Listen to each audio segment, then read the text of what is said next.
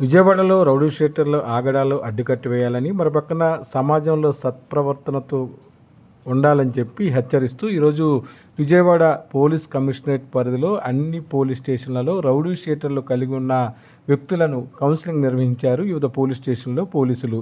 ఈ కార్యక్రమంలో స్థానిక సీఏలు, ఎస్ఐలు, అలాగే ఏసీపీలు, డీసీపీలు హాజరయ్యారు.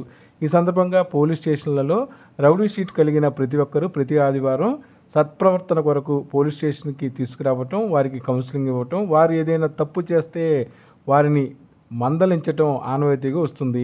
వరుసగా విజయవాడలో క్రైమ్ పెరిగిపోతున్న నేపథ్యంలో ఈరోజు రౌడీ షీటర్ల కౌన్సిలింగ్ని, అలాగే ఎవరైతే రౌడీ షీటర్లు ఉన్నారో వారిని కట్టుదిట్టం చేయాలని సిపి అలాగే డీజీపీ ఆదేశాల మేరకు రౌడీ షీటర్లు ఎవరెవరు ఉన్నారనే దాని మీద స్వయంగా పోలీసు ఉన్నతాధికారులే రంగంలో దిగి వారికి కౌన్సిలింగ్ ఇవ్వటం జరిగింది.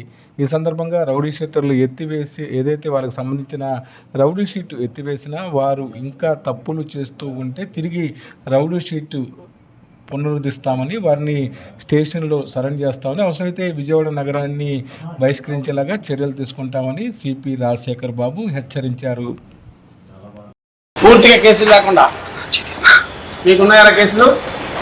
మీకు కేసులు లేవా? పూర్తిగా ఏం జాగ్రత్తగా ఉంటారా? మరి మీరు జాగ్రత్తగా ఉండి ఈ 4 నెలలు కూడా జాగ్రత్తగా ఉంటే నవంబర్ నెలలో మీ అన్ని వెరిఫై చేసుకొని కేసులు లేకపోతే ఏంటి మళ్ళీ సీటు క్లోజ్ చేశారుగా అని చెప్పేసి మళ్ళీ మీరు గొడవకి వెళ్ళిపోయి కొట్లాడకి వెళ్ళిపోయి బ్రాండ్ షాప్ కూడా తాగి తిరిగి, లేకపోతే అమ్మాయిలని టీజింగ్ చేయటం, లేకపోతే బస్ స్టాండ్లో, ఆటో నగర్లో, లేకపోతే ఎక్కడో గొడవ చేయటం, బ్రాండ్ షాప్ దగ్గరికి వెళ్ళి తాగి గొడవ పడతాం వాడు మీరు చేస్తే మళ్ళీ షీట్ ఓపెన్ అవుతుంది. మీరు జాగ్రత్త కష్టపడి పని చేసుకొని బతికితే ఏమి కేసులు లేకపోతే మీ కేసులు ఏమి లేవని చెప్పి నిర్ధారించి సిఐ గారు, ఎస్ఐ గారు రాసి పంపిస్తే మీ షీట్ క్లోజ్ చేస్తాం. ఓకేనా? షీట్ క్లోజ్ చేశారంటే మళ్ళీ ఫర్దర్గా గొడవలు అయితే మళ్ళీ రీఓపెన్ అవుతామంటే. కాబట్టి ఒళ్ళు దగ్గర పెట్టుకొని జాగ్రత్తగా ఉండాలా. ఎక్కడన్నా పడమటి లిమిట్స్లో కానీ, గుణదల లిమిట్స్లో కానీ, మాచవరం లిమిట్స్లో కానీ ఎవడన్నా రౌడీ షీట్లు గాడు కానీ, క్రైమ్ వాడు కానీ, లా అండ్ ఆర్డర్ కానీ ఏదన్నా చిన్న గొడవలు ఇన్వాల్వ్ అయితే మీకు ఒళ్ళు ఊనం అయిపోయింది. మీ సెల్ ఫోన్ కూడా ట్రాక్ తీస్తారు, తెలుసు కదా.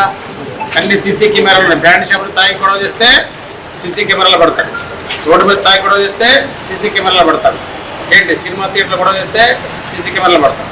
ఆటో స్టాండ్లో కానీ, లేకపోతే ఇంకెక్కడన్నా స్టాండ్లో కానీ ఎక్కడ బయటకు వెళ్ళిపోయి గొడవ చేసినప్పుడు ఎక్కడో ఒకసారి ట్రాక్ అయిపోతుంది. సిటీ అంతా సీసీ కెమెరా ఉన్నాయి, ఫుల్ సర్వేలెన్స్ ఉంది.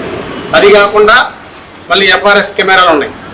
ఎఫ్ఆర్ఎస్ కాడు మీకు సస్పెండ్ కాడు బస్ స్టాండ్లో దిగుతున్నాడు సార్ అని మాకు ఎలక్ట్ వస్తుంది. ఎవరికి వస్తుంది?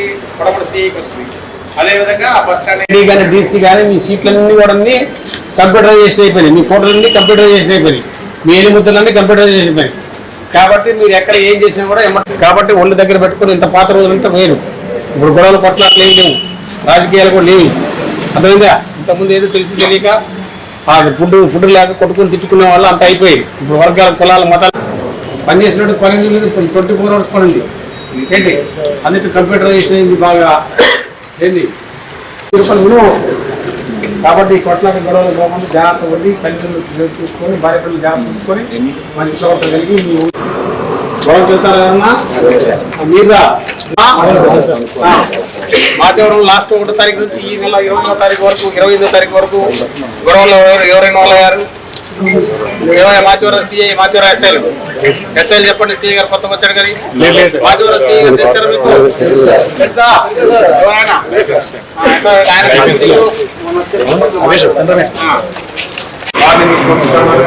ఎంట్రీ పెట్టారా?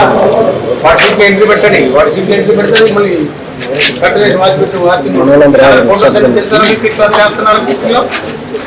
మీరు బయటకు వెళ్ళిపోయి కూడా అక్కడ పబ్బులు వాటి పబ్బులు దగ్గర గొడవ పడ్డారు, ఆదేశాలు గుడి దగ్గర గొడవ పడ్డారు. ఎవరన్నారు దీంట్లో వాళ్ళు? రౌడీ చుట్టూ రాలేదా? రాలేదాడు? జాగ్రత్త ఉంటారా? కేసులు ఎంతమంది వచ్చి ఎత్తండి. పూర్తి కేసులు